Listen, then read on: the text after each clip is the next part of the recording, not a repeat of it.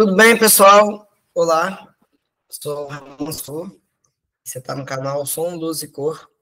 E Boa noite.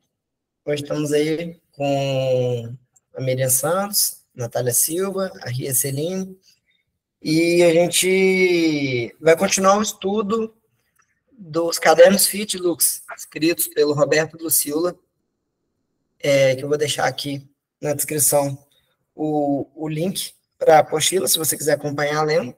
E a gente vai dar sequência de onde a gente parou, que é na página 23, quando a gente começa a falar sobre os 3 logos. Então, vou começar aí já. Qualquer dúvida, podem levantar a mão, perguntar, me interromper. Se você que está assistindo tem interesse em participar desse estudo, só me mandar uma mensagem no Instagram, vou deixar meu Instagram na descrição também, e você também pode estudar com a gente. Bom, vamos continuar aqui. Os 3 logos. O Sol oculto, ou Logos único, apresenta-se com 3 aspectos manifestativos, a saber, o primeiro Logos, que é o mundo das causas, imagina e idealiza. O segundo Logos é o mundo dos arquétipos, é o que plasma no mundo sutil, o idealizado. E o terceiro Logos é o mundo das realizações, que dá forma material ao que foi imaginado e plasmado. Então, a gente percebe que tem um movimento aqui, né? Primeiro idealiza, depois começa a plasmar essa idealização até ele chegar ao estado de realização, ela se concretizar. Cada plano cósmico constitui uma fase intermediária pela qual passa a substância primordial na sua trajetória, onde no primeiro plano, chamado Adi, ela é abstrata, até atingir o 7º plano, que é o físico. Os ocultistas orientais chamam essas fases ou aspectos da substância de Akasha, ou Upadi, que é veículo ou corpo do pensamento de Deus. Então, é o Upadi, né? Os veículos do pensamento de Deus, ou substâncias de Akasha. Depois a gente vai estudar mais para frente o que é Akasha também, e vocês vão entender o porquê do nome do podcast ser Conversas do Akasha. Vamos lá, verbo. O Logos está sempre num processo contínuo de criação. A sua magna obra foi concebida no silêncio da noite de Brahman, quando novamente acordou para mais um dia de Brahman. Imperioso se fazia haver luz. Fiat lux. Então ele falou, e o poder do verbo, as coisas... e pelo poder do verbo, as coisas vieram à existência.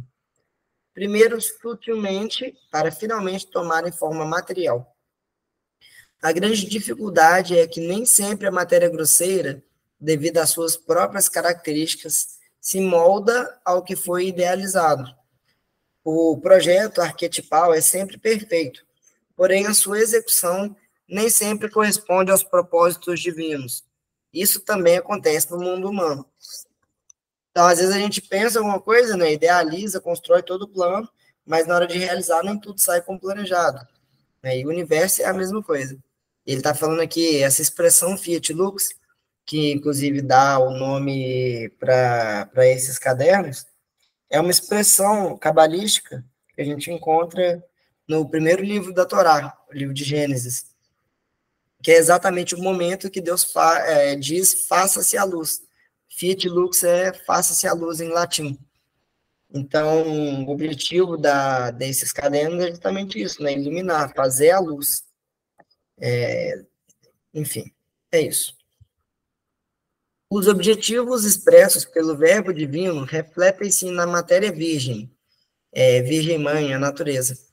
Assim, começam a vir à vida os planos da natureza com as suas múltiplas formas e habitantes, desde os devas aos homens e às demais formas de vida.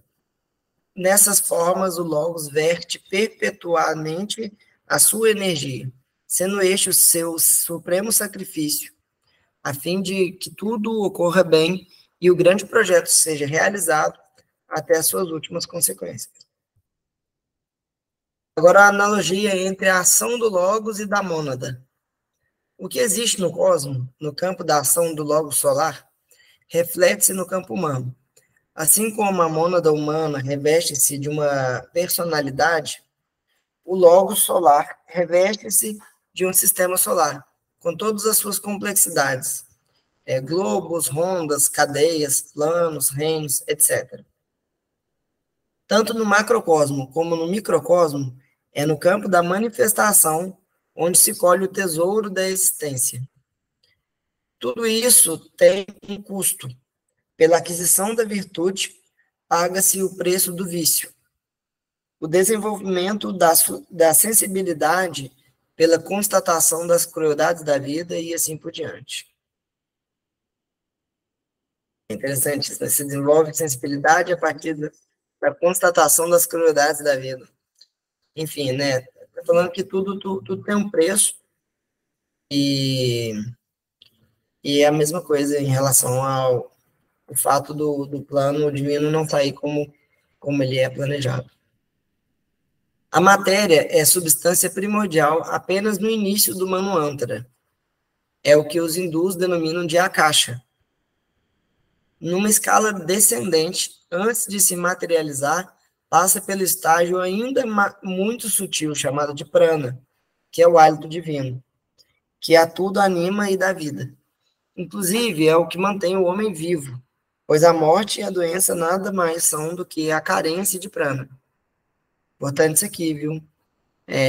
Toda terapia verdadeiramente holística, ela leva isso em consideração.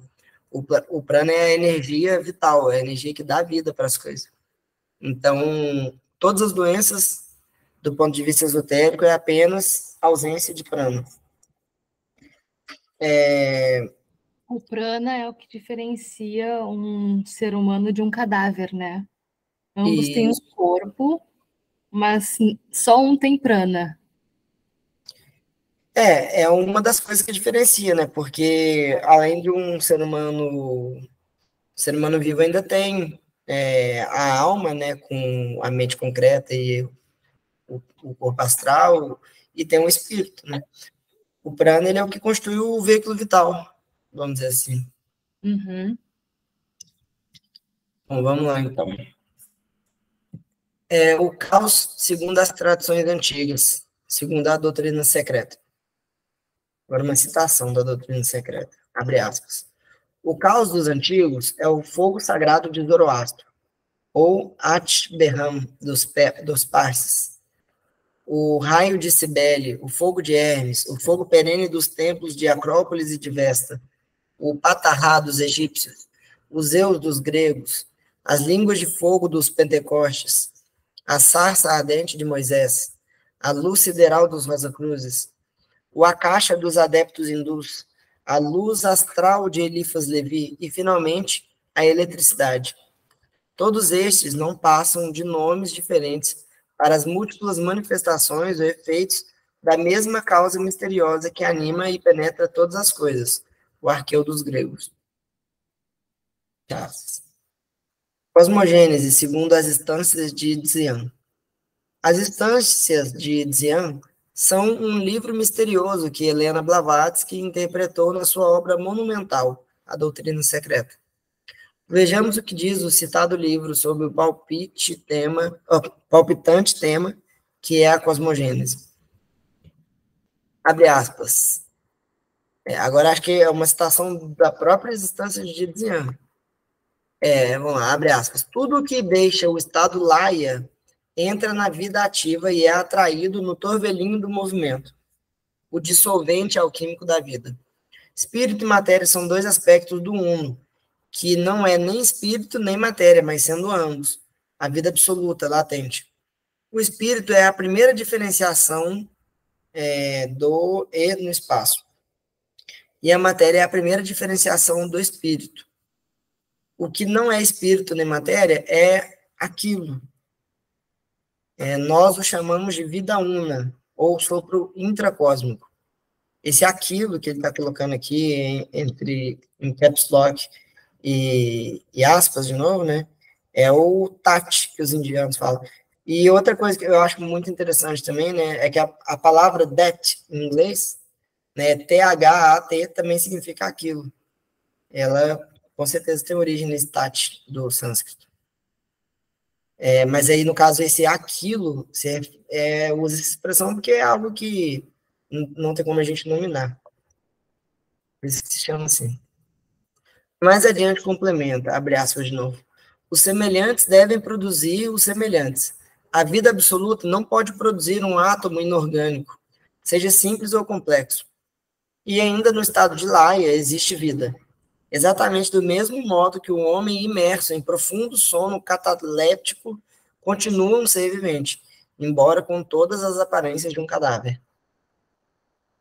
A lei fundamental do sistema, o ponto central de onde tudo surgiu, converge e gravita, e sobre o qual repousa toda a filosofia, é o espírito substancial, uno, homogêneo, divino, causa radical única.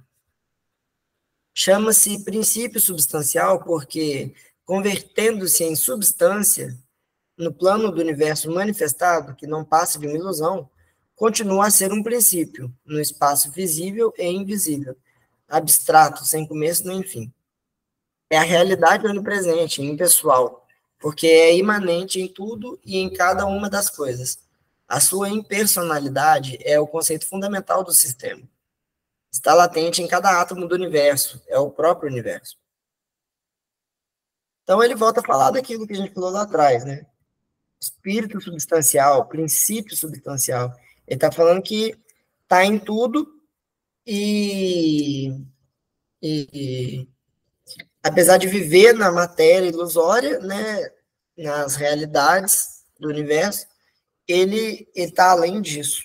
Então ele está contido em cada átomo e tudo tem vida. Agora, como o Logos vê para Brahman? Eu estou percebendo, na verdade, isso aqui é uma citação da doutrina secreta mesmo, não é das instâncias de Dzyan, não. As instâncias de Dzyan é bem mais, assim, praticamente impossível de se compreender lendo só ela, assim, é muito cifrado, é muito... Você entende alguma coisa quando você lê a doutrina secreta, que tenta interpretar as instâncias de Dzyan, que, por sua vez, na verdade, é praticamente já é uma linguagem que traduz o Kyuté, que são os livros sagrados, os pergaminhos, né, escritos em pedras que ficavam lá no Tibete, que eu não sei se ainda tem lá, né, porque esse conhecimento foi trazido da Blavatsky e depois pelo professor também aqui para o Ocidente. Mas tudo veio do Kyuté, que passa para as instâncias de Dzyan, que depois chega através da Sociedade Teosófica e futuramente da Sociedade Brasileira de Obiose, que continua esse trabalho. Vamos lá. Como o Logos vê para Brahman? Só lembrando, né, antes de ler aqui, para Brahman é isso que a gente está falando, que está além. E o Logos, ele está dentro do universo manifestado, ele é a consciência do universo, por assim dizer. Vamos lá, abre aspas. O universo é a manifestação periódica daquela essência absoluta e desconhecida. Define-se melhor dizendo que aquilo não é espírito nem matéria, mas ambos ao mesmo tempo. Para Brahman e Mula Prakriti, são, na realidade, um, se bem que aparecem como dois no conceito universal manifestado. O universo, como tudo que nele se contém, é chamado de Maya, porque nele tudo é temporário, desde a vida efêmera do pirilampo até ao sol. Comparado à eterna imutabilidade do Uno e à invariabilidade daquele princípio, o universo, com as suas formas transitórias e sempre cambiantes, certamente terá um fim. Então, gente, por mais grandioso que seja o universo e a consciência que está por trás dele, né, que é o Logos solar, ele ainda vai ter um fim, ele tem uma limitação, ele tem um começo, ele tem um final, né, diferente da substância primordial de Parabrahman, que não tem início nem fim, sempre existirá, e é, é o eterno e imutável, né, que nem a gente falou aqui. Agora, voltando para o Roberto Lucilo escrevendo, né, voltando para a apostila normal. Isso tudo foi uma citação da doutrina secreta. Vamos lá, voltando. Durante o Pralaya, o Logos fica adormecido no seio de Parabrahman. Ele não morre, como nós não estamos mortos durante o sono. O Logos só pode conceber Parabrahman como Mula Prakriti, que é um véu cósmico formado pela potente expansão da matéria cósmica. Assim como para nós o Logos é desconhecido, da mesma maneira Parabrahman é desconhecido para Logos. Então, Parabrahman é uma coisa que nem o próprio Logos solar, que rege todo o universo, consegue compreender. Bom, vamos lá. O Logos nada mais é senão um órgão da criação cósmica, através do qual se irradiam a energia e a sabedoria de Parabrahman. Nós, homens, só podemos conceber o Logos como algo abstrato e intuímos pelos seus reflexos como sendo Brahman e como emanações dele, ou de Anshohans, Elohims, etc. O oceano sem praias, para Brahman, era chamado pelos iniciados de Círculo do Céu, simbolizado pelo símbolo gráfico de um ponto dentro de um círculo, sendo que o ponto representa o Logos, ou dentro de um triângulo equilátero. O ponto não era ainda o Supremo Arquiteto, mas a causa do Supremo Arquiteto. O Supremo Arquiteto está para o ponto, como o ponto está para o círculo. Então, quando a gente vê o símbolo do primeiro Logos, que é um círculo com um ponto no meio, esse ponto representa o germe, que é a origem do grande arquiteto do universo, que é o nome que algumas sociedades iniciáticas dão ao próprio Logos solar que a gente está falando. Logos solar e grande arquiteto do universo, Gadu, é a mesma coisa. Nódulos ou seteiras no seio do universo. A cosmogonia, ou seja, o processo da manifestação ou da criação do universo, tem o seu início com a limitação de frações do eterno em nódulos bem definidos. Os iniciados descrevem esses nódulos como sendo seteiras no seio do infinito. Formam o ovo áureo, chamado pelos iniciados orientais de Hiranyagarbha. Numa fase posterior, a gema interior desse ovo será Brahman, de quem emanam as hierarquias criadoras. Futuramente estudaremos num caderno específico o que vem a ser uma hierarquia criadora. Esse conjunto de consciências e hierarquias é também chamado de mônada universal, que por sua vez dá origem às mônadas humanas. Esse conjunto de consciências é quem forma a mônada universal. É o germe da criação expresso pelo ponto no seio do círculo. Agora ele vai passar para a multiplicidade dos egos. Multiplicidade dos logos. Alguém tem alguma dúvida pelo que foi exposto até agora? Bom, então eu vou continuar, porque agora eu acredito que ele vai começar a entrar em outro tema. No mesmo tema, mas começar a ir para outro lado. Pode falar. Quando fala em logos, poderia fazer uma analogia como sendo Deus? Quando ele está falando do logo solar, sim, é Deus. Exatamente. Agora, os 3 logos são 3 aspectos de Deus, por assim dizer, né? É isso aí. É porque essa palavra, né, logos, ela vem de inteligência, né, de mecanismo ali, né? Aliás, a própria palavra inteligência, né, urgência, o gênio, também tem a raiz semântica, é tudo lá da mesma coisa, no Jin, né, que é o elemental. Pode falar, Natália. E os três logos com relação às tríades sagradas, né? O primeiro logos, o segundo logos, o terceiro logos, Pai, Filho e Espírito Santo, Brahma, Vishnu, Shiva, Isis, Osíris e Horus. Uhum. Exatamente. Sim. Exatamente. que todas as traduções preservam, né? Cada um vai dar um nome, né? A gente encontra isso aí desde do xamanismo indígena até o budismo tibetano, tudo, né? A gente encontra isso de diversas formas diferentes. E na teosofia, a gente só vai olhar isso de um olhar um pouco mais profundo, um pouco menos místico, né? Porque o objetivo para a nova era é a gente desmistificar. Então, até determinado momento, é importante o misticismo para fazer você se conectar com uma coisa além. Agora chegou o momento da gente começar a compreender o que é essa coisa. Então, por isso que tem um pouco, né, até porque o objetivo da iniciação é a gente desenvolver a mente abstrata. Então, a gente precisa desenvolver a nossa mente. Então, por isso que tem esse lado racional também, né? Que é a possibilidade de você compreender mentalmente aquilo que não é mensurável pela mente racional, né? Porque a gente está falando de substância primordial que origina o universo, né? Isso não é capaz de ser compreendido por uma mente analítica. Isso é uma mente que consegue sentir e se conectar com alguma coisa que está além, que está falando da origem dela própria. Então, é assim que a gente vai fazendo nascer a mente abstrata. Pode falar. Eu acho que está aí também a raiz dessa dificuldade da gente entender a profundidade.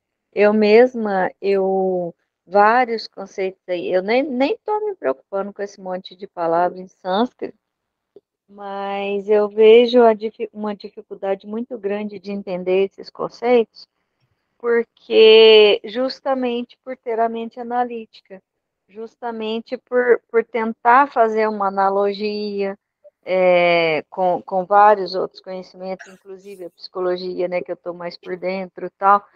Então, eu acho que aos poucos, a impressão que eu tenho, a impressão não, isso é uma verdade para mim. A gente começou, né, nós dois, eu no caso, comecei a estudar com você eubiose lá no começo da pandemia. Então a gente já foi até o Manu da outra apostila, tal. E agora a gente está meio que revisando. Aí depois a gente estudou mais um pouco e agora a gente está meio que, para mim, é como se fosse assim, a cada vez que eu voltar nesse conteúdo, eu entendo mais um pouquinho.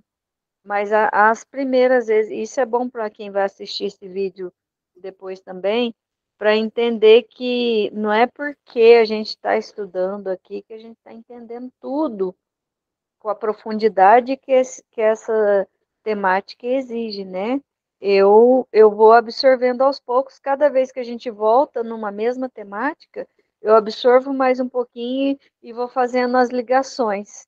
Então, eu acho que é todo um processo para entender.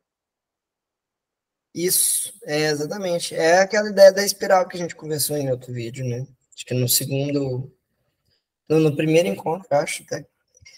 A gente acaba, é isso mesmo. E a ideia é essa mesmo.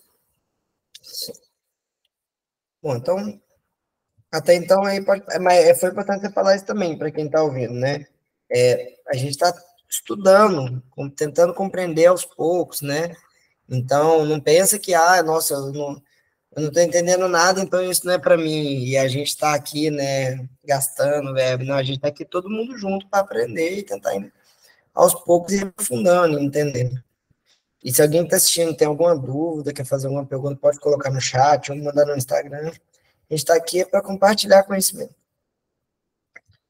Bom, vou dar sequência, então. Vamos falar agora sobre a multiplicidade dos logos. O grande ego no cosmos, diz Subaru, tem como reflexo e manifestação todos os demais egos. Durante o pralaya, os logos continuam a existir em estado latente. Quando entram em atividade no Manvantara, possuem uma consciência e uma individualidade próprias. Tais centros de energia e consciência, tais centros de vida-energia e de vida-consciência, segundo o referido adepto, está falando do Subaru, né, que era um adepto, esse é o nome dele. Abre aspas, né, ele dizendo, são inumeráveis no seio de Parabrahman. Não se deve supor que o nosso universo seja o único, pois o número de logos é quase infinito. Mula Prakriti para o logos é material como qualquer objeto é material para nós. Mula Prakriti não é para Brahman.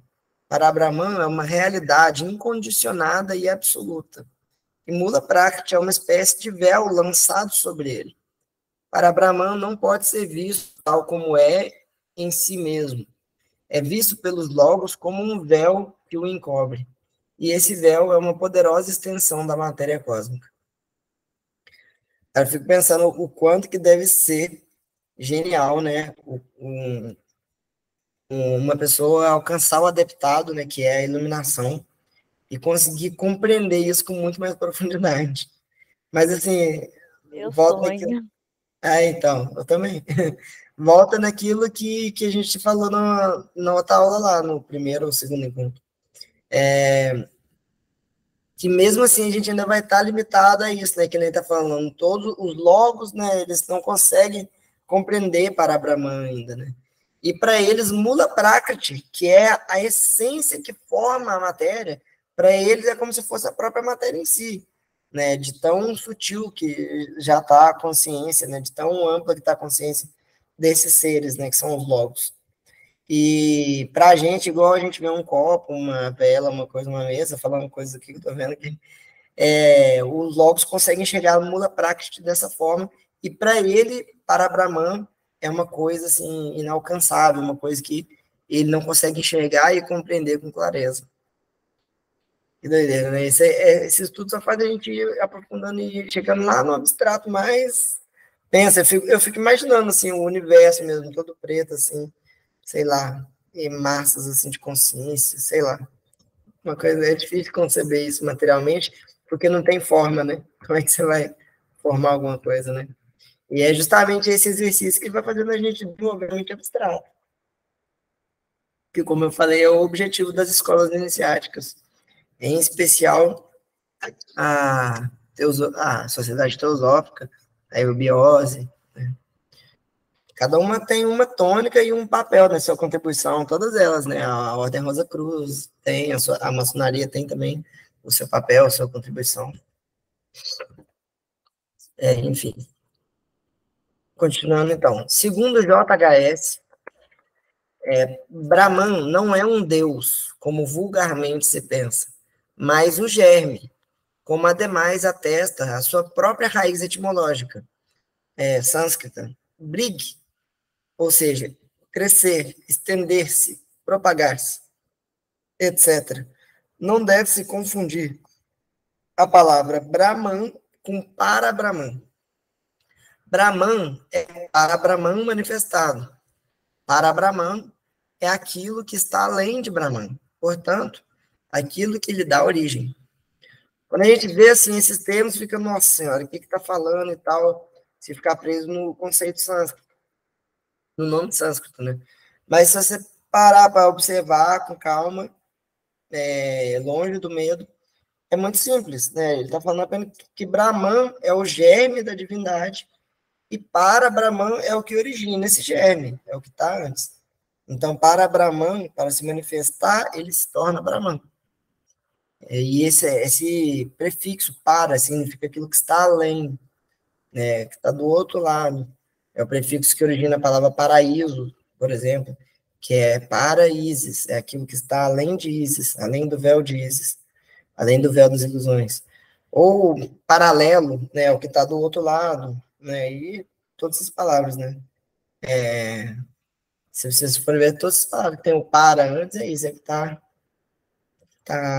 além, que está do outro lado e tal. Vamos lá, agora, a matéria é eterna. Antes de se iniciar a manifestação, Prakriti, a natureza, a grande mãe, encontra-se em estado laya, ou de homogeneidade absoluta, pois a matéria existe em dois estados, em estado latente e indiferenciada, ou em condição diferenciada, chamada pelos hindus iniciados de stula. Ou seja, ele só está falando que a matéria é eterna, ela sempre existiu. No entanto, ela está em estado dormente ou está em estado manifestado. E o nome que os indianos usavam para esse estado de manifestação da matéria é stula, que inclusive é o nome que os indianos dão ao corpo físico. Eles chamam o veículo físico de stula. S-T-H-U-L-A. A matéria é eterna e só periodicamente é que ela se faz atômica. Aí a gente falou alguma coisa sobre átomo, né, mãe, no grupo hoje. Ou seja, tá vendo? O átomo ele só vem durante o período de manifestação. Eu estava perguntando se os elementais são formados por átomos. E não. Na verdade, é o contrário. Os átomos são formados por elementais. Os elementais vieram antes do átomo. Sim, exatamente. São eles que formam todas as coisas. Pode falar aí. Então, uma coisa que eu fiquei um pouco confusa, talvez por conta do que eu vi antes em relação aos elementais, foi justamente isso, que eu tinha visto que eles eram seres da natureza que regiam, né, os elementos, mas que eles tinham uma forma, que eles tinham funções e que existiam até interações entre eles e nós, seres humanos. Seria isso, então, uma personificação, quase que uma egrégora da nossa relação extrafísica com essa energia, que não necessariamente tem uma forma, não são salamandras, não são gnomos, não são sílfios e sílfides, é isso? Não, é porque existem uma infinidade de elementais, né? E existem aquilo que é chamado de elementais entrelaçados, que são os que formam os nossos veículos, né? Então, todo o nosso corpo é constituído de elementais físicos, elementais astrais, elementais mentais, vitais, que tudo é formado a partir dos nossos pensamentos, sentimentos, palavras, e o nosso próprio corpo, né? Esses elementais são os entrelaçados. E existem aqueles chamados não entrelaçados, que são os que formam toda a matéria fora dos nossos corpos, né? Então, todos os elementais que formam a parede, todo o elemental que forma o corpo astral do universo, do planeta Terra, tudo é formado de elemental. O elemental é a essência do elemento. E o que acontece? Como, por exemplo, quando a gente começa a pensar sobre alguma coisa, vamos supor, quando a gente está falando sobre eubiose, por exemplo, existem os elementais que juntos formam o corpo do que se conceitua como eubiose, né, que é o que a gente chama de egrégora, quando é o conjunto de vários elementais alimentado por várias pessoas com um objetivo em comum. E eles vão tomando forma também. Só que essa forma, ela é uma forma... Ela não é uma forma única, até porque nos planos mais sutis, as formas elas são plásticas, elas adquirem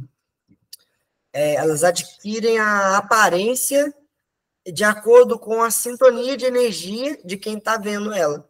Até porque não é possível você ver alguma coisa que não esteja dentro de você também. Então é aquela coisa do espelho do Harry Potter, né? Que você vê no espelho aquilo que tem a ver com o seu desejo inconsciente, né? Tinha uma coisa assim. É com isso também. Não necessariamente desejo inconsciente, mas tipo assim, você vai ver, é que nem no sonho, por exemplo. O sonho você interage com elementais o tempo inteiro. E eles vão adquirindo formas de acordo com... Peraí, só um minutinho, mas só concluir esse fala. Eles vão adquirindo formas de acordo com aquelas coisas que você viveu, as pessoas que você conhece, e os conceitos. E aí existem também as salamandras, silfos, ondinas, gnomos, e são os elementais associados aos elementos da natureza. Mas, tipo, antes de haver elementos físicos da natureza, existe, por exemplo, o físico, que é os gnomos, são os elementais físicos.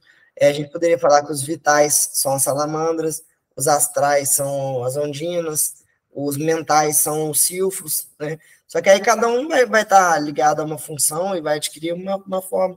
Eles vão se unindo e formando formas, né? Pode falar, mãe. Sim. Mais para o começo da sua fala, seria uma analogia ao próprio conceito de projeção, né? Eu só consigo ver aquilo que está em mim.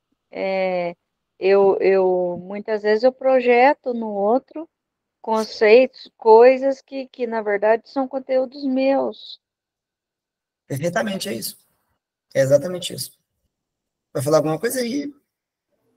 Sim, então, o que eu lembrei um pouco dos elementais artificiais, com que você falou da ideia que eu tenho de uma coisa, crio uma coisa no plano astral, né, etc.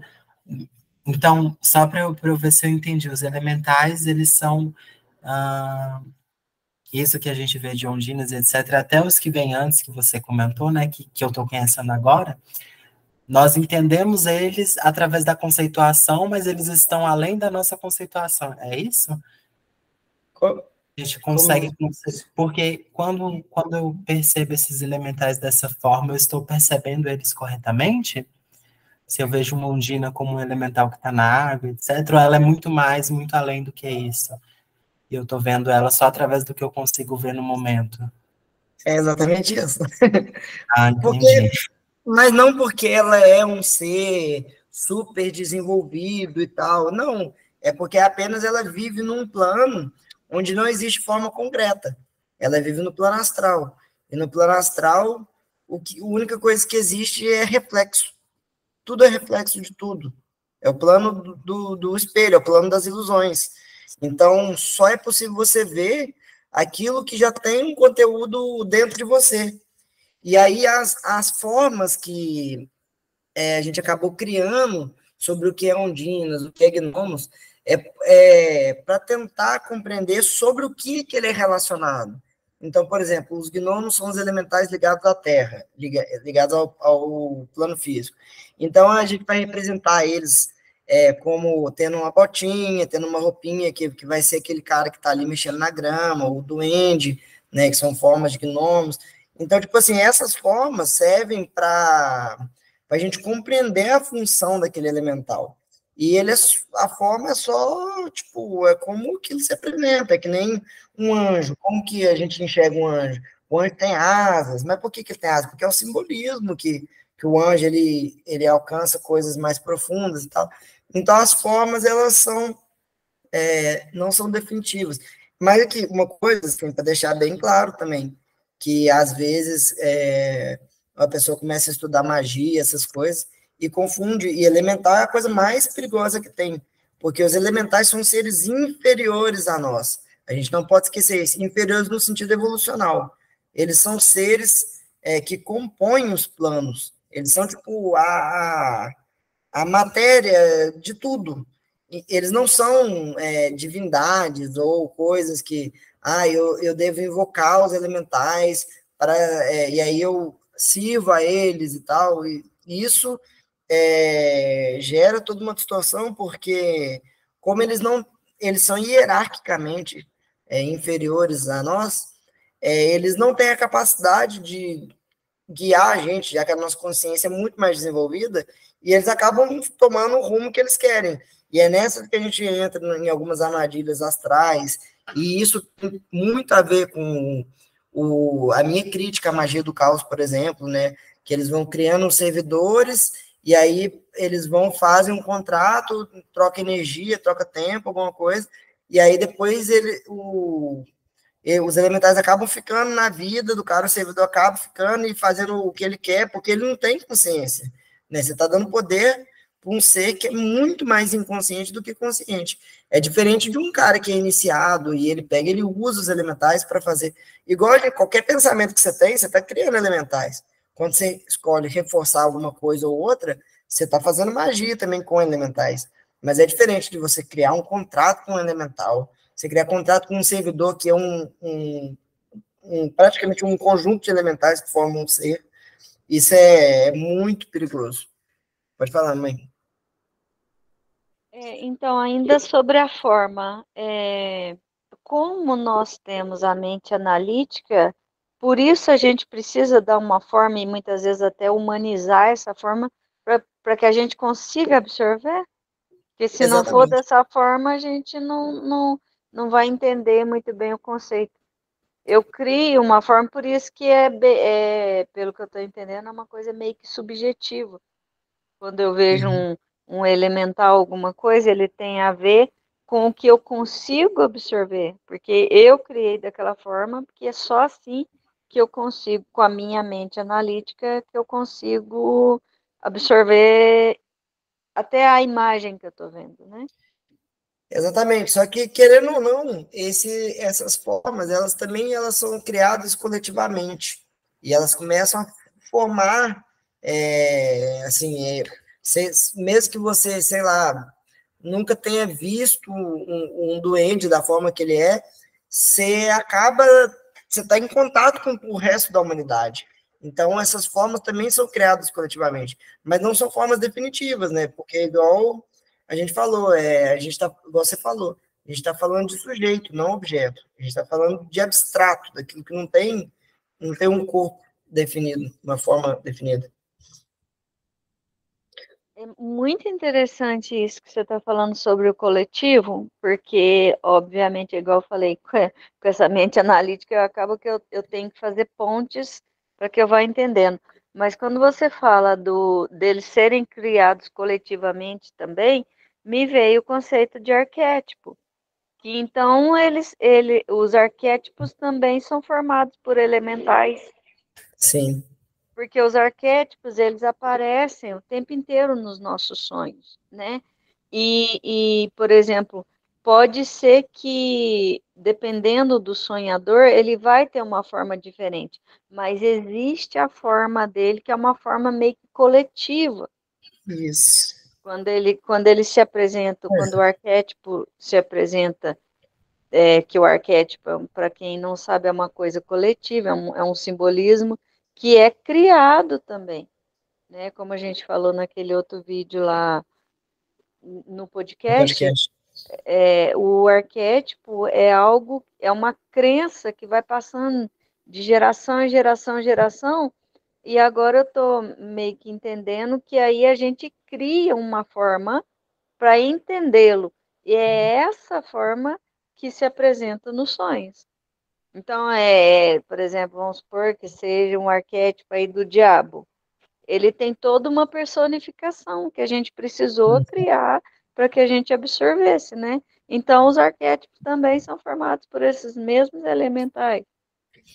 Sim, dentro desse conceito aí, sim, com certeza. Tudo que existe é formado por elementais, né?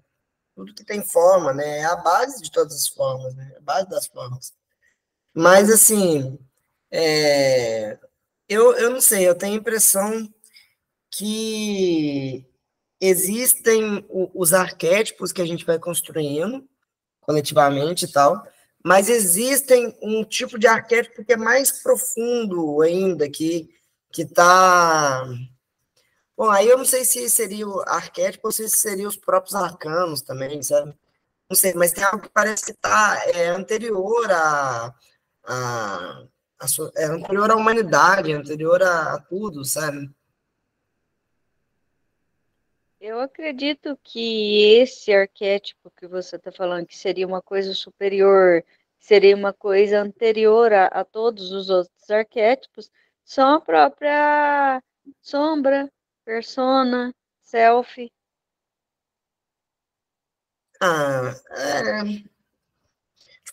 Por exemplo, pai, mãe, filho, que nem a gente está falando de logos, né? Eles têm uma... Não sei, isso é muito, muito profundo. É complicado compreender isso. Mas eu queria, daria para trocar ideia com alguém, tipo assim, um Renê da vida aí. Eu queria trocar essa ideia com ele, para ver o que ele acha. Um Renê, o Jorge Ouro, né? Queria ver, porque, sinceramente, não tenho uma conclusão ainda, assim, sobre isso, sabe? Sobre, sei lá. Ou se a gente está falando sobre pai, mãe e filho, porque a gente, não foi a gente que construiu, é uma coisa anterior, né? É uma coisa que está na essência do universo, sabe? Sei lá. Eu penso que esse pai, mãe, filho, na verdade, é uma projeção de algo maior que já existia, que é a Isso. questão da divindade, dos três aspectos da divindade, né? Então, é como se tudo fosse, não sei se tem a ver com aquilo que a gente fala de macrocosmos e microcosmos, é tudo o que existe já, só que aí, no caso, em uma proporção menor, mas como se fosse aqui tudo que a gente está vivendo, tudo, todo esse conceito, todo esse simbólico de pai, de mãe, fosse, na verdade, uma projeção de algo do universo que já existe. Não sei. Uma Não, representação simbólica. Oi? Uma representação simbólica disso. É. Aqui a gente tem o pai, o pai humano, a mãe humana, o filho humano. Obviamente, não, em termos de iluminação, de evolução, não tem comparativo com os três aspectos da divindade, mas seria uma forma de representar. E talvez a gente criou isso. Ah, entendi. Já existia. Não, mas já existia o homem e a mulher, mas na verdade o homem e a mulher foi criado também, né? Porque quando a gente estuda antropogênese, a gente vai ver que antes existiam só seres andrógenos. E aí se cria, separa. Enfim, acho que é o negócio da divisão, né? Da unidade se dividindo. E aí os dois formam uma terceira coisa, porque essa é a continuação, é natural, né? Sim, mas nós demos essa função para pai, para mãe, a partir de algo que já existia anteriormente, que era o arquétipo paterno, o arquétipo materno, né? Toda a representação arquetípica que já existia de milhões de anos, a gente, na verdade, pegou duas figuras para simbolizar isso. Porque se a gente for pensar, o arquétipo paterno, ele tem lá, que a gente não vai aprofundar muito, mas ele tem lá as coisas pelas quais ele é responsável de imprimir em nós, e o arquétipo materno também, né? Todos nós temos todos os arquétipos. Mas você concorda que quando a gente está falando de evolução e está falando lá para trás, nem o arquétipo materno não tinha, por exemplo, essa questão do cuidado, do Uai, não. instinto materno, que é algo criado, né? Lá atrás, se a gente for falar lá daquelas raças, daquelas sub-raças, lá originaram tudo, não tinha esse negócio de pai, mãe, assim, tipo, poderia até ter, tal, mas não como a gente criou esse simbólico de pai e mãe é quem cria, é quem cuida, é quem protege, né? Antes não tinha disso, é cada um para si, Deus, e Deus, sei lá, logo para todos. Mas assim, querendo ou não, que nem o próprio animal, ele protege também o filho, sabe? É um outro nível, né, de coisa. Mas o próprio universo, né, se a gente for ver, estudar o que nem a gente está estudando cosmogênese, existe um processo, um cuidado com todos os seres, que vai encaixando eles nos lugares corretos, e vai permitindo a evolução, a gente suportar só aquilo que a gente compreende, e aí a Mãe Divina vai segurando, impedindo a gente de ver a verdade, de ver o absoluto, mas é uma espécie de proteção também. Então, tipo, isso também está na essência do universo antes da humanidade. É aí que o trem pega. Sim, mas quando a gente está falando de uma divindade que protege, é uma coisa. Quando nós estamos falando dessa raça nossa aqui, né? Ou raça.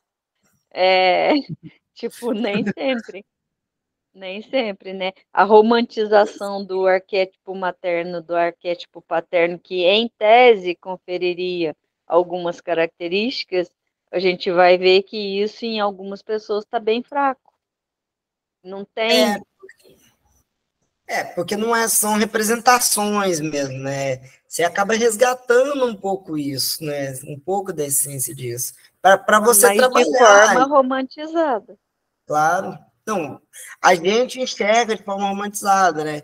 Mas, querendo ou não, a gente tem também, né? Socialmente, é claro, né? Tudo é romantizado, tudo é... Né?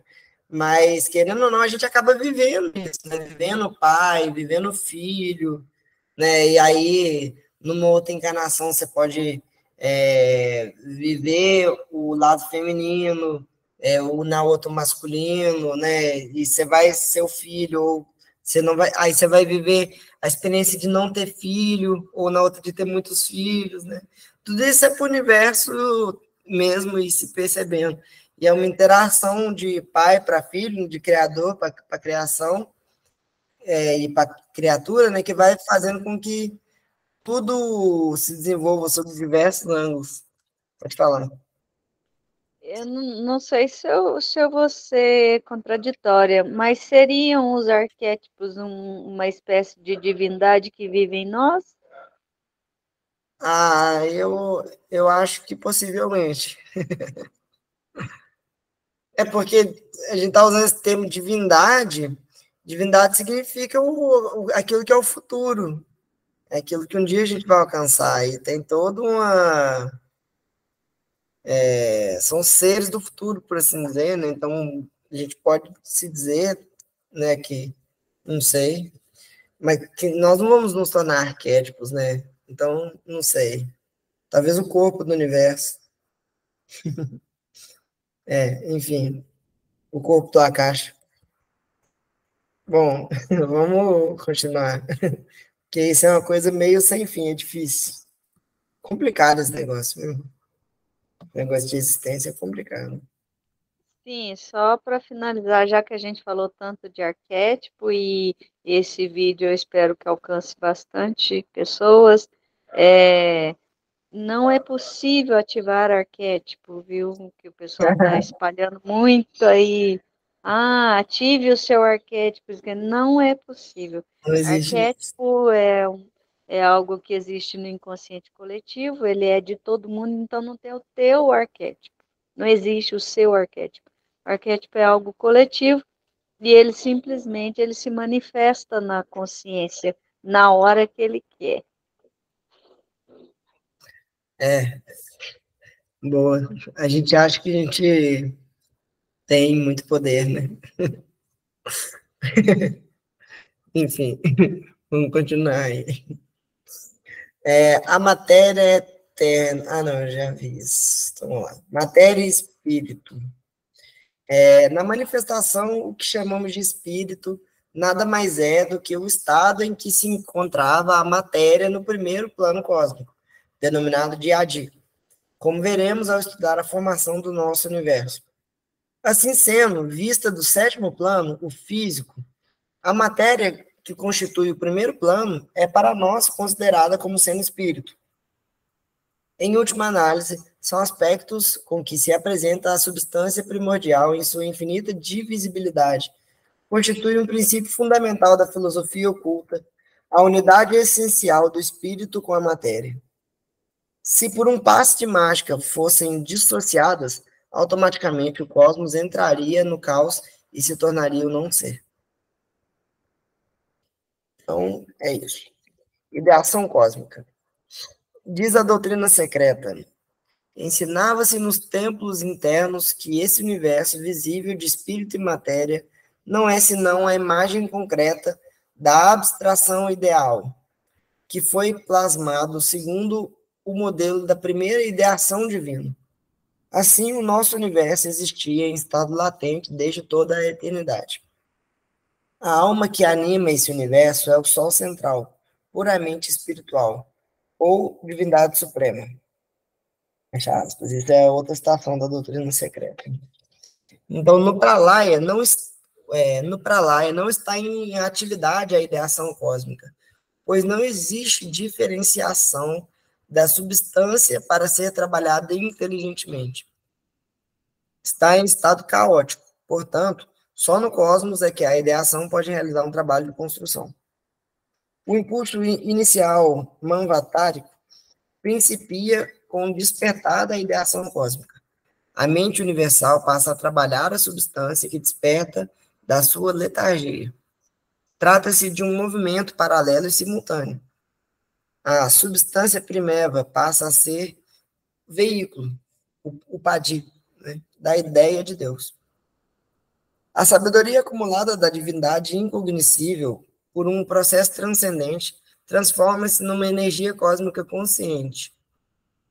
A sabedoria transformada em espírito inteligente ficou sendo denominada pelos sábios de Forrat. Vibrando no seio da substância inerte, Forrat a impulsiona a atividade, como se fosse um imenso hálito, o chamado hálito de Brahman, como trabalhando a matéria virgem, trabalhando a matéria virgem, elabora os 7 planos cósmicos, que servirão de palco para os reinos evoluírem. Então, é Forrat, que é essa energia cósmica consciente que forma todos os planos. É a energia que idealiza tudo, né? Que começa a construir as bases, os projetos, né? É importante, essa palavra em sânscrito é importante, porque a gente ouve por aí muito falar de Kundalini, mas não ouve falar de Forrat, e Forrat é como se fosse a contraparte de Kundalini.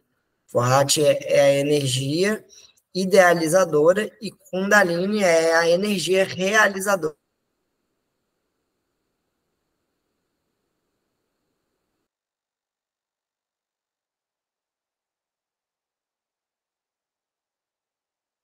Terra e que realiza, torna concretas as coisas, mas a gente vai estudar isso melhor.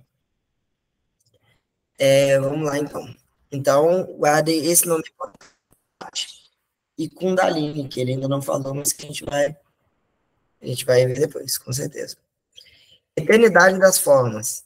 Todas as formas, físicas ou espirituais, existem eternamente. As inumeráveis formas criadas pela natureza são efêmeras e finitas somente no aspecto objetivo. Porém, no seu aspecto ideal, elas existem como ideias na eternidade. Quando, como Maia, desaparecem do mundo objetivo, subsistirão como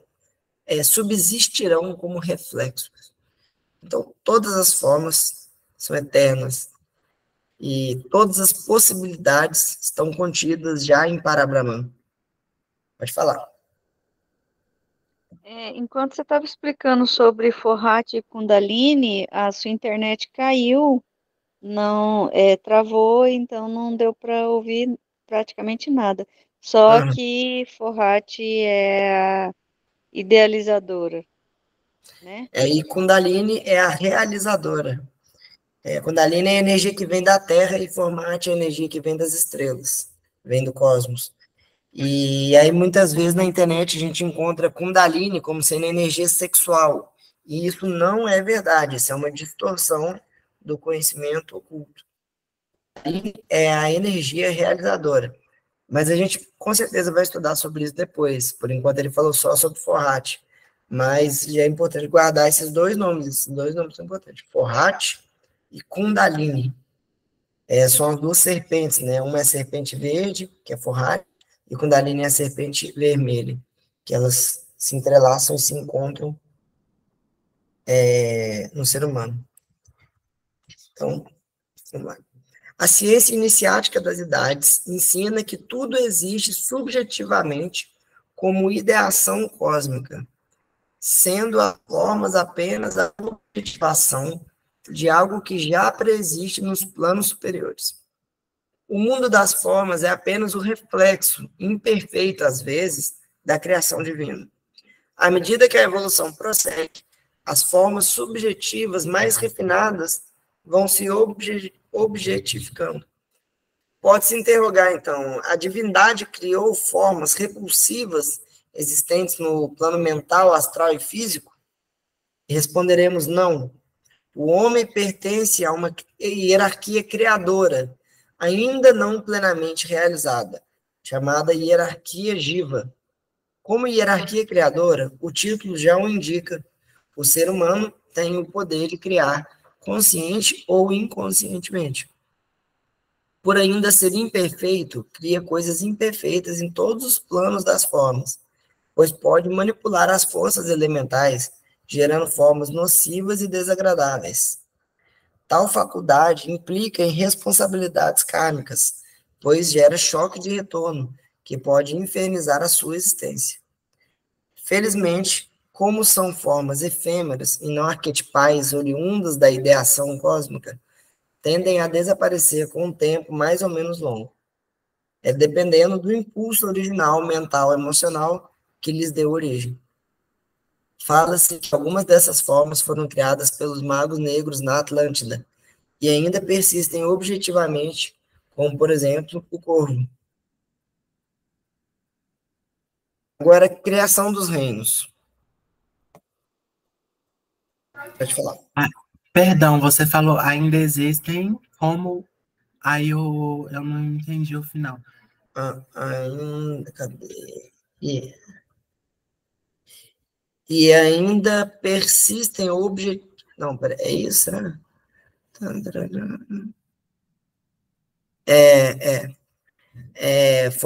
Algumas dessas formas foram criadas pelos magos negros na Atlântida e ainda persistem objetivamente, como, por exemplo, o corvo, Corvo, aquele pássaro negro, aquele pássaro Entendi.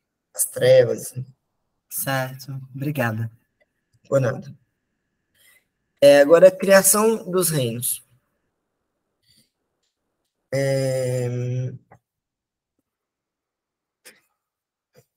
As formas humanas, animais, vegetais e minerais não foram criadas por um passe de mágica.